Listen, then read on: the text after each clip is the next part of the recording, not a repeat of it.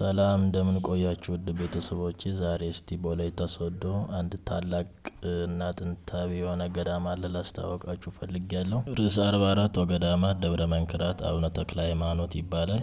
ያውም በ13ኛው መቶ ክፍለ ዘመን እንደተመሰረተ ይነገራል።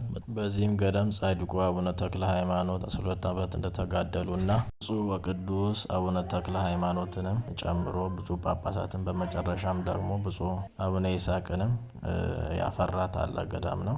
በዚህ በአዲሱ ቤተክርስቲያን ቅዱስ ሚካኤል፣ ጻድቁ ተክለ ሃይማኖትና ቅድስት ክርስቶስ ሰምራ ይገኛሉ። በጥንታዊው ገዳም ደግሞ መድኃኔዓለም ይገኝበታል። የመድኃኔዓለም ቤተክርስቲያን ገዳሙ ደግሞ ከጭቃ እና ከድንጋይ ብቻ እንደተሰራ ይነገራል። በዚህ ግቢ በዙሪያ ቤተክርስቲያኑን ከቦ ያሉ ቤቶች የድሮ ቤቶች ናቸው። ለማየት በጣም ደስ የሚሉ፣ አሰራራቸው በጣም የሚማርክ፣ መንፈስን የሚያድሱ ናቸው።